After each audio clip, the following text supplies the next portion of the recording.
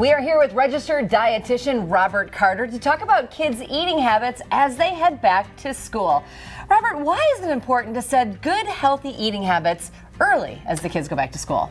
Well, it's really important to set good eating habits early as kids head back to school and early in their life, because we know if we don't start eating things early, we don't eat them later in life. So we know that kids who don't eat vegetables, kids who don't eat a variety of foods become adults who don't eat vegetables, and adults who don't eat a variety of foods. So you should always be giving them something to try and introducing it into their palate when they're younger. Yes, absolutely, because the more opportunities we get to expose our palate to new flavors, the more likely we are to embrace them.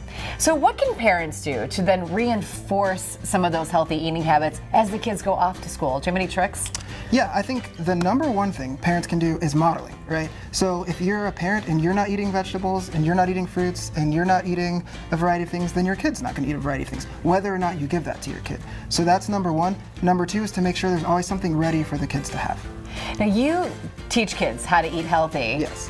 What are some of the secrets you have to getting them to eat the good foods and continue eating good foods? Well, my number one secret with kids is just ask them questions.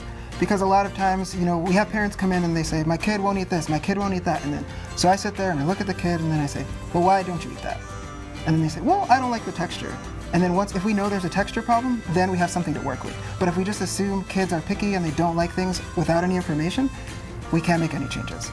Is that textural feeling, is that one of the biggest obstacles that you encounter when talking to kids about eating healthy, or what are some of the obstacles?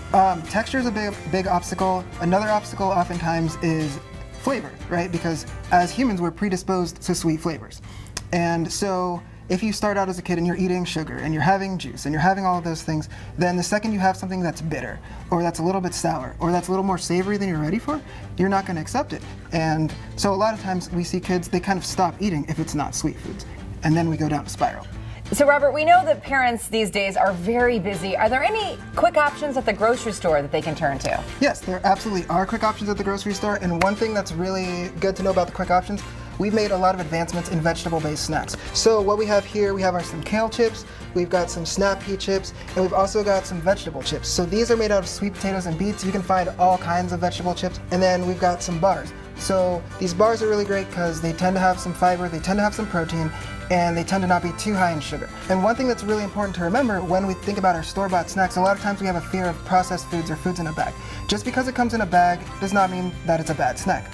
And we do have this one tool, which is the nutrition facts label and the ingredients. So if you are worried, go ahead and flip that bag or package over, read the ingredients, and if you can understand it, then it's probably going to be okay. What can we do snack-wise, whether it's for school, after school, or maybe even for lunch or dinner, that the kids would like? I have two examples here, and one thing I have to say is at work, I call myself a fiber fanatic.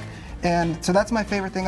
People in this country don't get enough fiber. Right. So anytime I have an opportunity to get vegetables and fruits in front of a kid, that's what I want to do. So this first one here, we've got a kale salad, but it's a special kale salad. And so I call it a chocolate salad. So what we have here is some kale, and we made a chiffonade, which just means we cut it into ribbons. Mm-hmm. Then we have strawberries and blueberries for a little bit of sweetness. Yum. Natural fruit sweetness. Sure. Some hemp seeds on top for some protein. And then we brought some cacao nibs here. And normally by themselves, they're kind of bitter. On your salad? Yes, but combined with the fruit, it tastes just like a chocolate bar without the added sugar.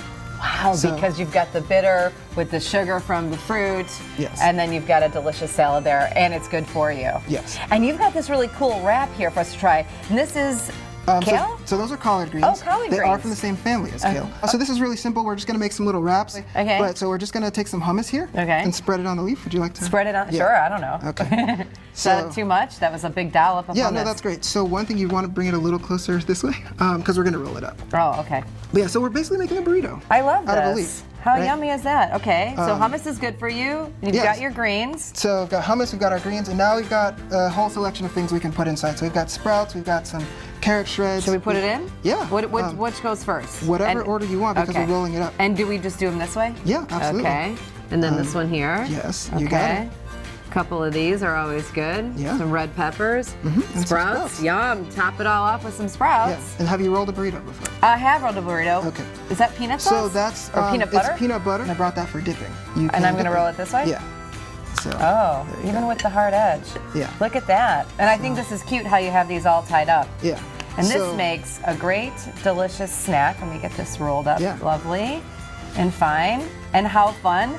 You've got a little activity to dip it right in, and it's a delicious snack. Yeah, and that took us all of a minute. It I think, did. maybe. Great information. Thank you so much, Robert.